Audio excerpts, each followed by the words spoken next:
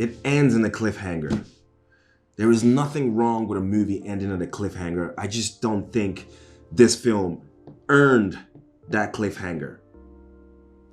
It just didn't. It didn't.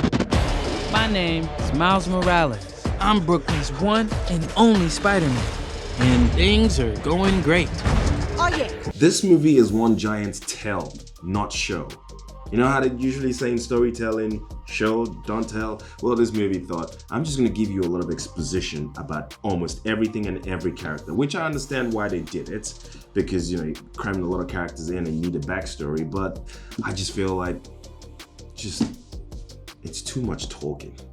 And sometimes I feel like it almost lost me. It was just one exposition after the other and then bang, cliffhanger. That's why I think it didn't earn that cliffhanger. Like, you can't just waste our time like that. I'm not saying it wasn't entertaining, but I just feel like there was a lot of time wasted. I just haven't seen a movie that worked so hard in such a lazy way in a while.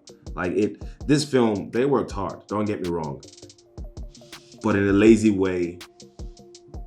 And for film critics, you're gonna hate it. The kids are going to love it though. Now, I think they were trying to capture the recipe for the first one they did, and it didn't quite, I mean, they fell short on this one. They didn't nail it, but I mean, they tried, but I'm trying to really say this movie is great, but it's really okay. I think this movie would have really worked as a mini series if it was just broken down and put into Disney Plus, as opposed to having it as a full-blown movie. Now, don't get me started on the villain. I am the Spot. It's not funny. Don't do that. The villain on this film is not very compelling. There is no need for this villain to exist. Now, I'm not trying to do any spoilers in this film, so I'm not gonna go ahead and tell you more about the story, but what I'm trying to tell you that this villain, the story and his motives are not compelling at all. It's just silly. It's okay, but it's silly. It just doesn't work. But then again, it is an interesting concept nonetheless, but just kind of fell short.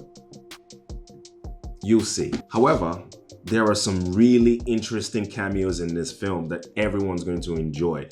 It was worth me sitting around and actually observing them. I actually was quite impressed with all the cameos in it. It was nice. It was kind of like, I'm not gonna ruin it, but if you don't enjoy this movie for anything else, the cameos were pretty good. I'm rating this movie a 6 out of 10 because I could almost sleep to it. I mean, I didn't, but I could almost see myself sleeping to it. And also, I know there's a lot of effort that goes into making a film. I just felt like this one was more of a money grab in some ways, but you know, I am definitely wrong for saying that.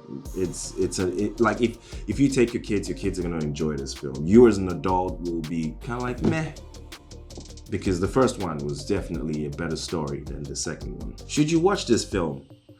I think, yeah, you should watch this film. Now, if you want to get a real good experience out of this film, I think you should go and watch part 1 and then quickly go to the cinemas and watch part 2, because then that way it just flows as one consistent story.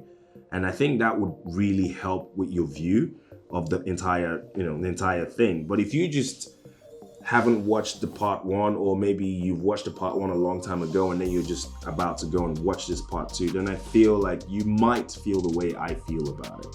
Now, I'm just being critical because I do film reviews. It's a fun time, but it's not great. I'm Andrew, and that's my 2 cents. Till next time.